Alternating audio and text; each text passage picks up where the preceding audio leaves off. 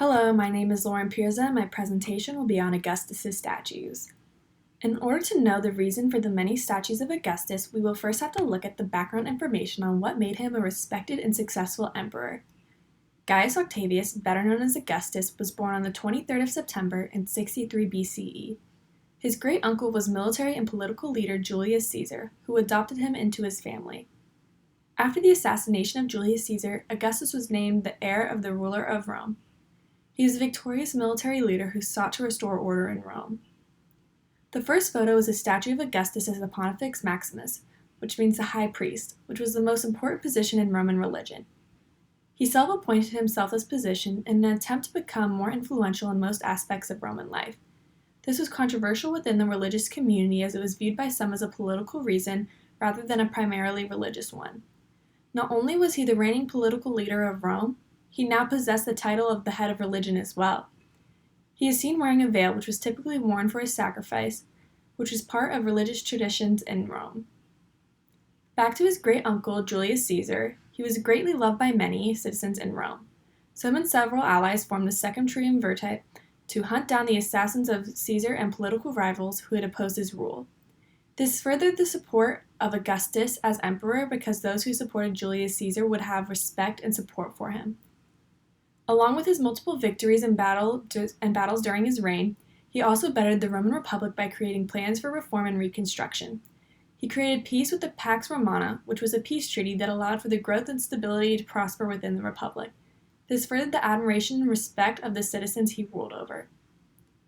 The vast amounts of accomplishments he had made were so great that he described his transformation of Rome from a city of sun-dried bricks into a city of marble. These statues also served as a form of propaganda by being prominent figures for Roman citizens to look at and be reminded of all his successes he had made. Through these statues, he was able to control his public image and influence as ruler over Roman citizens.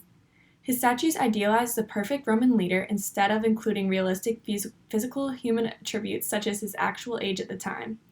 This led to the multitude of statues constructed of him. The next photo is of a statue that is one of the most well-known statues of him, named Augustus of Prima Porta, which was the town it was located in. It shows Augustus dressed in his war attire and was constructed during his reign. It was made to symbolize his great military feats and how he was bettering Rome. The next picture is a layout of the Forum of Augustus, and it was constructed to house art that reflected the great men who had ruled. In this diagram of the Forum, you can see that on the sides of the Forum was various leaders such as the Julio-Claudian men and other important figures such as Venus, Mars, and Romulus, to name a few. In the middle of the Forum was Augustus, placing emphasis on his belief as being the greatest ruler. This final image is a painting of a depiction of the massive statue titled The Genius of Augustus. In the picture, you can see how large the statues were in comparison to the people who were viewing them. Augustus clearly thought that his reign was so great that he deserved to be recognized and remembered through art, especially statues. From the perspective of a citizen, one could view them as an important reminder to work on bettering the Republic.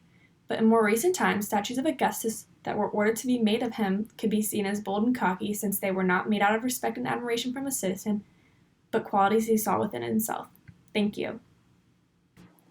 Since I am not good with technology, here are the following visuals I was referencing throughout my presentation.